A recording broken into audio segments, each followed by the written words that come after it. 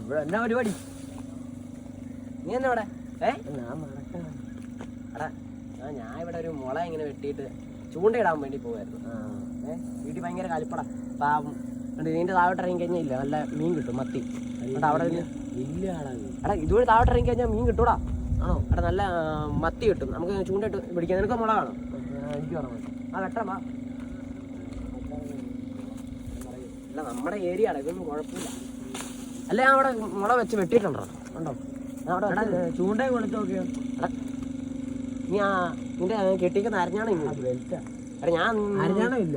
എടാ ഞാൻ അപ്പം വേറെ അത് വേറെ വിളിയായിരുന്നു. എനിക്ക് കാണാം.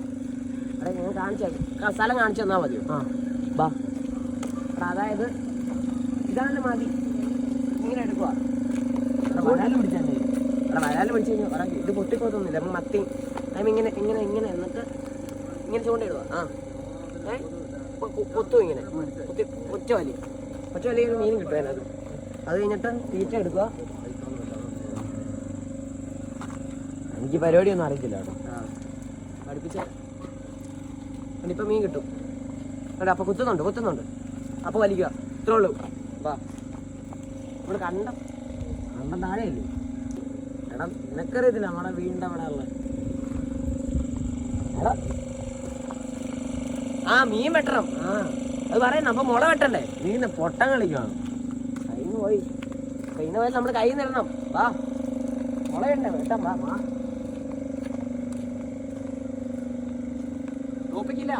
തോപ്പിക്കില്ല നമുക്ക് വെട്ടണം, മുള വെട്ടണം. നമ്മളെന്ത് പറയും? ഇവിടുത്തെ വെട്ടണം. വാ വെട്ട്.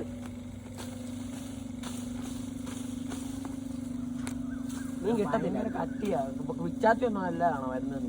വിച്ചാത്തി ആണ്ടേ എവിടെ ഉച്ചയൊക്കെ മാമുണ്ടോടാ? കുറച്ച് രാത്രി ആയല്ലോ. എന്നാ നീ ഇങ്ങ് വാ, എല്ലാം കടിക്കൂ.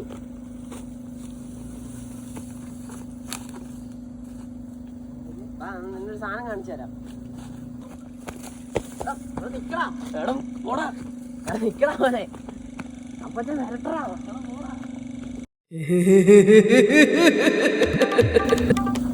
അയ്യോ നീ